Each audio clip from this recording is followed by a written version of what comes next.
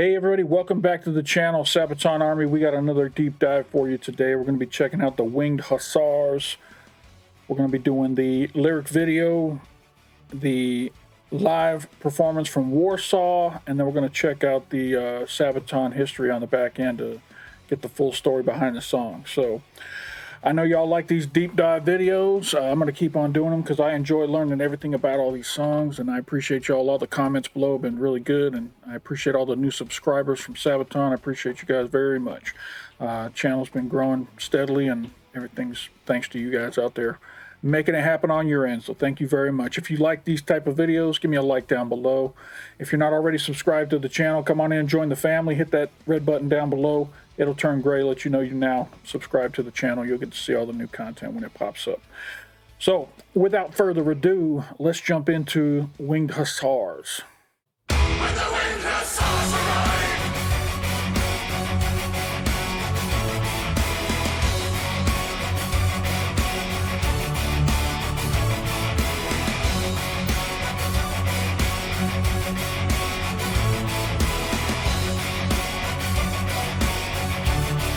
This painting used to confuse me because I was like, why is there a samurai with a modern day army guy as a dude back there with wings on a horse? And now I realize after watching enough of these, this is kind of an amalgamation of all the different Sabaton animations put together. So that's kind of cool.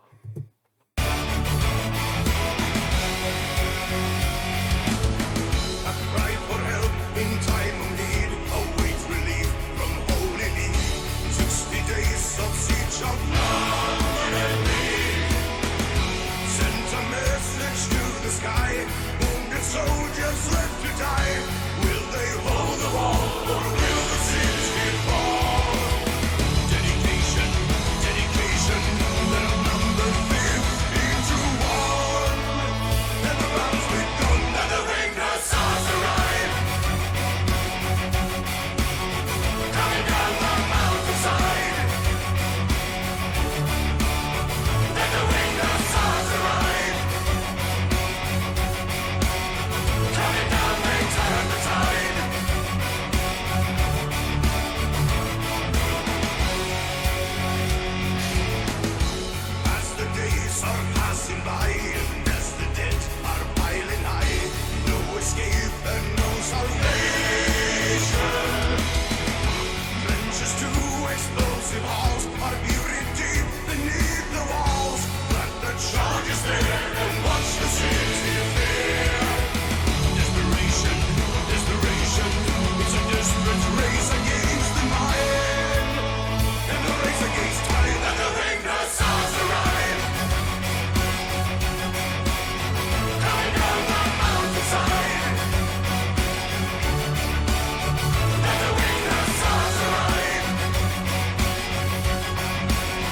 Coming down, they stand aside. Cannonballs are coming down from the sky. Johnny says, are you ready to die? We will see the vengeance I for a night.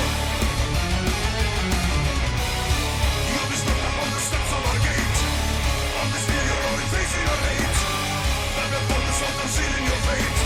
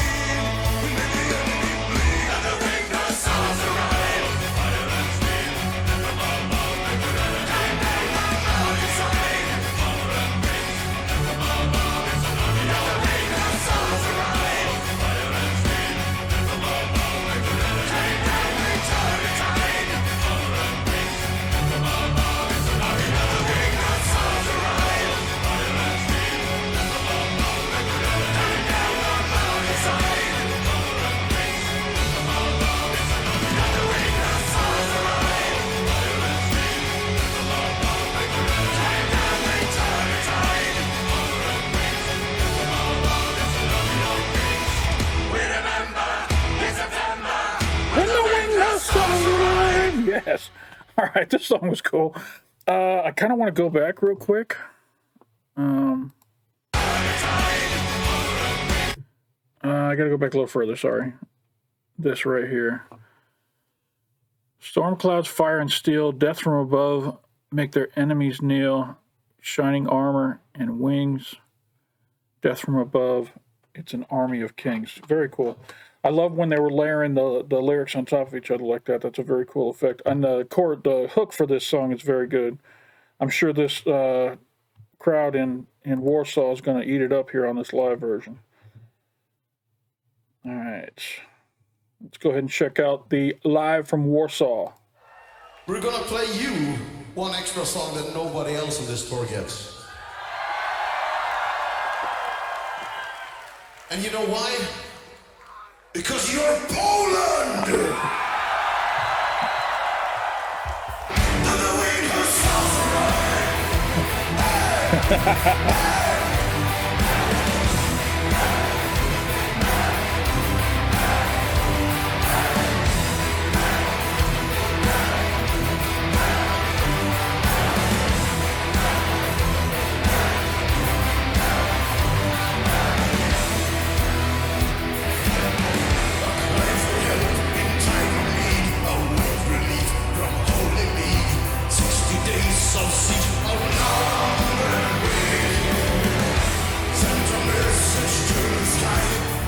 Soldiers left to die.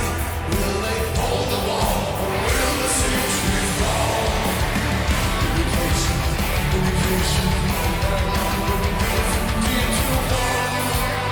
and the lives will come and the Winged Hussars arrived. Hey!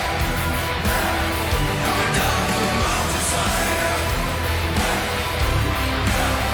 And the Winged Hussars arrived.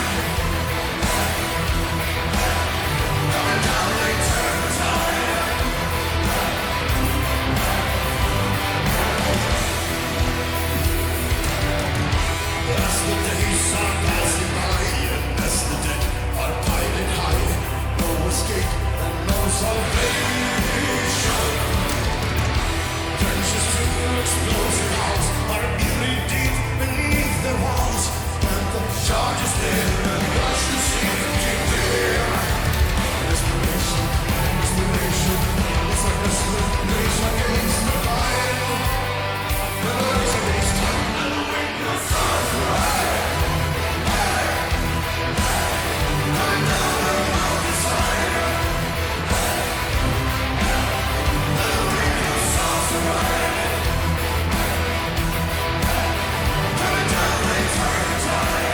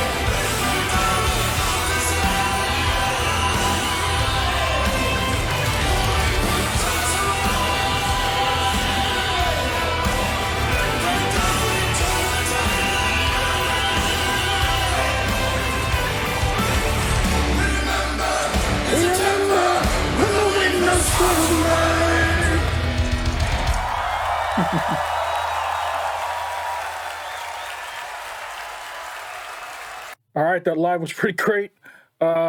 For those of you who don't like hanging around for the history, I don't know what's wrong with you. The history is part of the best part of the song is finding out the history behind some of these songs. So we're going to switch over to the Sabaton History channel and check that out. This is Winged Hussars, Polish Cavalry, Sabaton History number 53, the official, by Sabaton. It was the most desperate hour for Sabaton history. And then, the Winged Hussars arrive!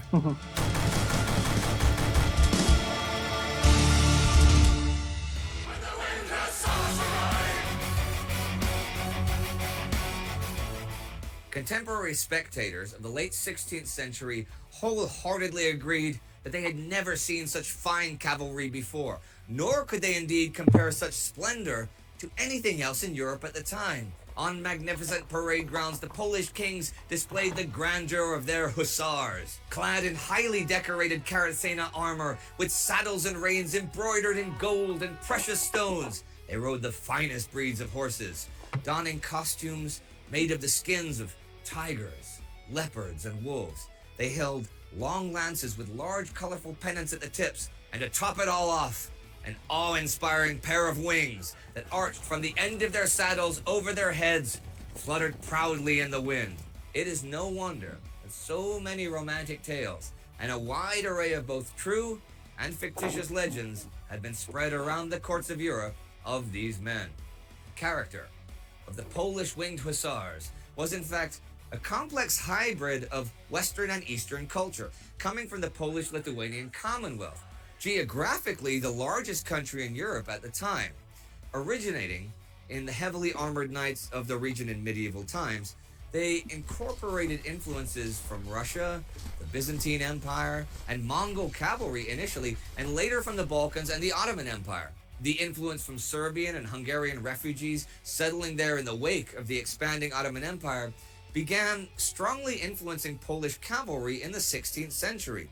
Polish noblemen began creating the new heavy hussar, who was equipped with mail shirts, large helmets, the typical Balkan shields, and long lances.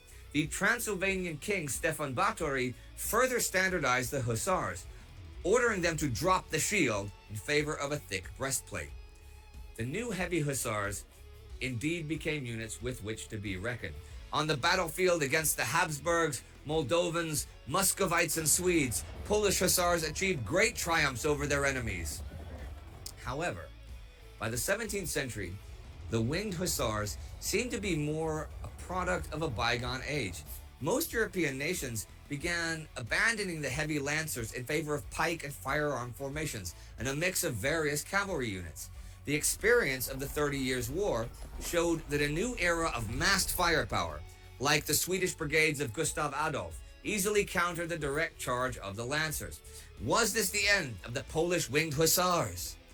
The Polish-Lithuanian Commonwealth faced crisis after crisis, fighting invasions from the east, from Tartars and Ukrainian Cossacks, who destroyed many Polish regiments. It seemed like the Winged Hussars were doomed to the dustbin of history.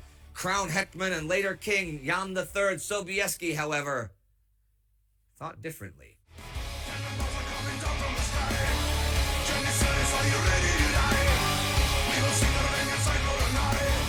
In the face of the re-emerging threat of the Ottoman Empire's expansion from the Balkans into the heart of Europe, new Hussar regiments were to be raised, reviving the spirit of the Winged Hussars once more. Sobieski called upon all worthy sons of Poland, urging patriotic nobles to voluntarily fight against the Ottoman menace and raise their own troop. The state, in fact, contributed very little in reality, and the noblemen and local leaders had to cover most of the expenses themselves. It was advertised as a career investment, though. See, they provided horses, armor, and weapons, and they would serve the king in campaign, and in turn were supposed to recover their investment with war booty and lucrative state offices granted by the monarchy. The men accepted into hussars would make a contract where it would take them up to 2.5 years to pay off their arms and weapons, and if they survived that long, they would earn themselves money and prestige.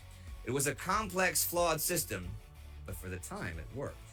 The typical hussars wore large protective helmets, often embellished with ostrich feathers. They were equipped with Hungarian-style sabers or Polish straight swords and protected by a lobster-style breastplate engraved with religious imagery. Now, everyone is of course more interested in the history of the wings. Historians still argue, though, about the exact use of the wings. By the 17th century, they were usually mounted on the back of the saddle, but the argument is whether they were actually worn in battle or were just for show, like the embroidered saddles and decorated swords, or the expensive bows, which were in turn exchanged for wheel-lock pistols when on campaign. Sadly, we are missing contemporary battle accounts in that regard. But historians in favor of the battlefield theory emphasize that the wings were carried like the leopard skins into battle to frighten not just the enemy, but also their horses, easily affected by unusual sights. They would come down on their enemies like predatory pegasi. Humor me, okay? Predatory pegasi. That's what they did. The actual important symbol of the Polish hussar in the field, however, was his lance. Over 5 meters long, 16 feet, the Polish lance was clearly a one-use weapon. It was made out of light wood, usually pine or fir, and hollowed in parts to make it even lighter. This was fitting for the hussar style of fighting. It was often said that the hussars were only good for one day of fighting, but that one day would be the decisive one. And such a day came in the year 1683. In July, the Ottoman army had once again marched northwards, threatening the Habsburg realms and the city of Vienna. An estimated 170,000 Ottoman troops lay siege to Vienna, easily outnumbering the mere 16,000 regular defenders. But despite the clear disparity of forces, the Viennese defenders held out, defying the Ottoman guns for weeks. That heroic last stand, however, could not last forever, as food supplies and the strength of the defending soldiers and citizens began to run out. On the 6th of September, Sobieski crossed the Danube north of Vienna with a force 20,000 strong. He would honor his promise to the Holy League to fight the Ottoman menace once more. At the same time, a large Holy Roman Imperial force under Charles of Lorraine was marching south as well. Whenever I watch these type of videos about wars of the past and how they used to fight them, I just think to myself, will we ever be like this ever again? Well, have we not advanced, what's the right word? Have we advanced beyond trying to change the map? I mean, I know there's still conflicts out there around the world, but I just don't see giant armies sweeping across nations like they used to back then. It's odd to me. Maybe I'm naive. Maybe I'm a fool for not knowing that history repeats itself. They would unite their forces under the command of the Polish king, and among his men marched the Polish Winged Hussars. By this time, Ottoman sappers had come dangerously close to opening up a breach for the Ottoman troops to take the city by storm. Digging tunnels beneath the walls and filling them with explosives was quite literally a burning fuse under the city. The Ottomans would eventually be successful, despite the valiant resistance of Vienna's inhabitants, and it seemed their fate was already decided. But then, one day, on the far-off horizon, the Winged Hussars arrived. Let the Winged Hussars arrive. Coming down the mountainside. Let the Winged Hussars arrive. Coming down, they turn the tide. On September 12th, King John Sobieski and his Winged Hussars came to the relief of the besieged city. The battle had begun the day before, and the troops of Charles of Lorraine were already punching hard into the Ottoman lines. The Ottomans launched several counterattacks, though, preventing the Imperials from breaking through. Ottoman sappers hurriedly were filling new tunnels with explosives, trying to blow the walls, but at the last minute, these were found and destroyed by the Viennese defenders. The next day, as the Polish infantry joined the Imperials, the Winged Hussars moved through the cover of the woods, approaching the main Turkish redoubt. Preparing for the decisive strike, the deeply Catholic Hussars held a holy mass, steeled themselves with prayer, and their traditional battle hymn, Bogorodzica, Mother of God. By 4 in the afternoon, together with a group of Imperial horsemen, the Polish cavalry stormed down the hill. In all, they were 18,000 strong, probably the largest cavalry charge in European history. Sobieski personally led the attack at the head of his Winged Hussars. Love it when leaders take the lead and get out in front of their soldiers. Love it. That's heroic. That's not cowardice, hiding in the back. Props. At about 100 paces, the real charge began. At 50 paces, their horses were driven to full gallop as the Winged Hussars lowered their lances and smashed into the terrified defenders. Lances splintered. Horses trampled men beneath them. Soldiers were crushed and thrown aside. The sight of impaled men before them terrified the men in the rearward units, and their morale crumbled. Most of the Ottoman troops were not protected by plate armor, and their formations broke apart. Some Winged Hussars dropped their broken lances and reached for the swords and sabers that hung from knots at their wrists. Others took up war hammers or pistols as they drove through the disordered enemy to safety. They regrouped for another charge, wave after wave, into the Ottoman troops, as more troops of the Holy League joined the battle. Vespasian Koszowski, in his Song of Vienna Liberated, describes it so: "No sooner does a hussar lower his lance than a Turk is impaled on its spike, which not only disorders, but terrifies the foe. That blow, which cannot be defended against or deflected, oft transfixing 2 persons at a time.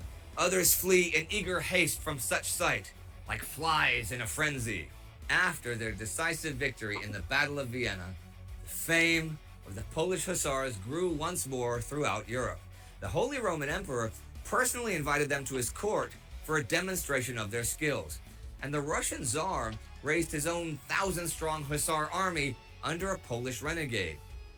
Vienna, however, despite being one of the greatest ones, would also be one of the last victories the Hussars achieved. Soon afterward, the Commonwealth, under pressure both from foreign powers and from within, started coming apart. The huge costs of defensive wars contributed to a general financial decline.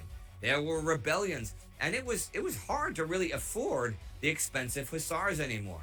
Nonetheless, the Winged Hussars managed to survive well into the 18th century and would be deployed in the Great Northern War. But their decisive role on the battlefield lay behind them.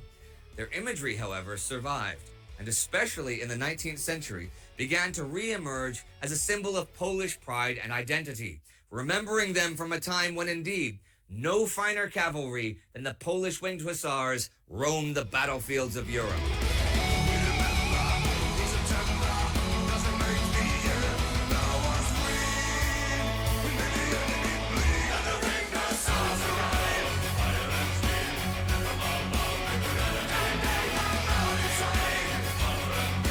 Whether or not the Winged Hussars arrived, this is the most requested song of all so far. For the Sabaton History, since we started. Yep. Yeah. And this week actually, it's not this today, but this week actually is 1 year since the channel premiered last February 7th. What you wanted the most, we saved for the 1 year anniversary. How many Winged Hussar memes do you think there? Guess how many Sabaton Winged Hussars memes there have been over the ages?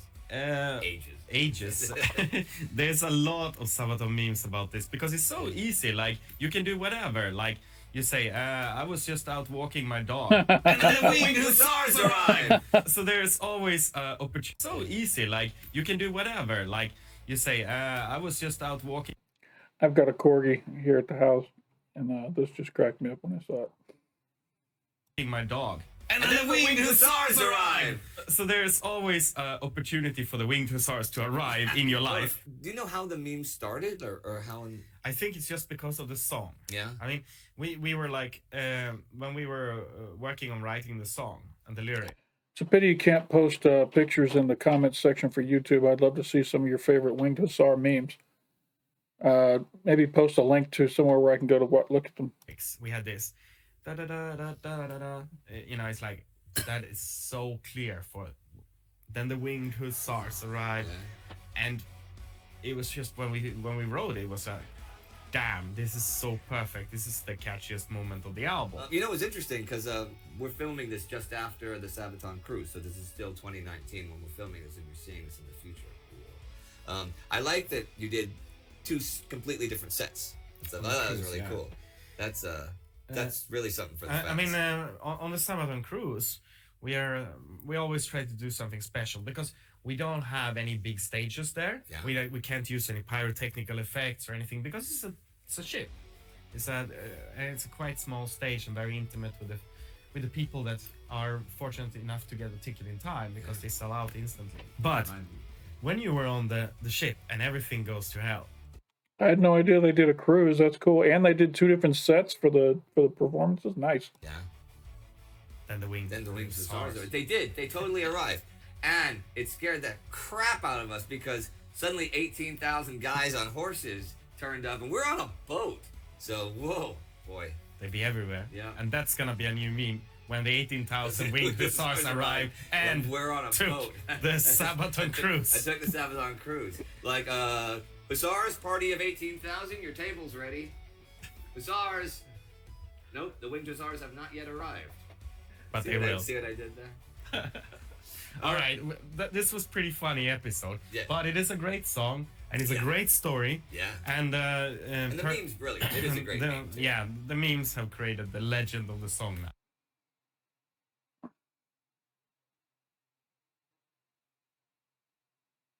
Nice. Well, thank you for today, and thanks for 1 year of Sabaton History. Yes, thank you, and please remain supporting it because we want to continue for much longer time. You see, we really enjoy doing that. Yeah. All right. See you next time. See ya.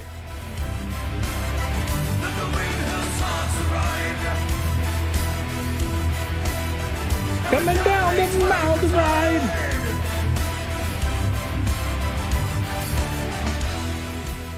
All right, everybody. Thank you for watching this week's episode. And don't forget to subscribe, become Patreon, and click the little bells and everything else that you need to do to become a fully supporter of this channel. Thank you for your support. All right. Don't forget to support Sabaton on Patreon. Help them keep making great music. This was a good one. I like this one. Very catchy. Very catchy.